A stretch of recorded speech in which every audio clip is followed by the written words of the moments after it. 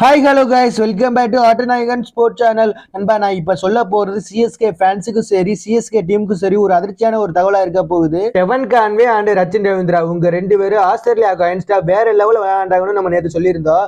But இன்னைக்கு நடந்த மேட்ச்ல என்ன நடந்துச்சுன்னா, நம்ம டெவன் கான்வேக்கும் ரச்சின் ரவீந்திராவுக்கும் ஒரு இன்ஜுரி ஏற்பட்டதால ரெண்டு பேருமே ரூல்ட் அவுட் ஆயிட்டாங்கன்னு சொல்லியிருக்காங்க. ரச்சின் ரவீந்திராவுக்கு லெப்ட் நீல பிரச்சனை இருக்கிறதுனால பெயினா இருக்குன்னு சொல்லிட்டு விலகிட்டாப்லையா. டெவன் கான்வே லெப்ட் ஃபிங்கர்ல ஃபீல்டிங் பண்ணிக்கிற போது லைட்டா பட்டுச்சான் பால், அதனால பெயினா இருக்குன்னு சொல்லிட்டு எக்ஸ்ரே எல்லாம் எடுத்து பார்த்திருக்காங்க. அதுல சிவியரா இருக்குன்னு சொல்லிட்டாங்க போல. அதனால டெவன் கான்வே ரூல்ட் அவுட் பண்ணிட்டாங்க டீம் மேனேஜ்மெண்ட். இந்த நியூஸை கேட்ட பிறகு சிஎஸ்கே ஃபேன்ஸுக்கும் சிஎஸ்கே டீமுக்கும் ஒரு மிகப்பெரிய அடினே சொல்லலாம். 2 நாளைக்கு முன்னாடி சிவம் துபேக்கு ரஞ்சி டிராஃபி விளையாடும் போது ஒரு சைடு ஸ்ட்ரெயின் இன்ஜுரி ஏற்பட்டதால ரூல்ட் அவுட் ஆயிட்டாங்கன்னு சொல்லியிருந்தாங்க.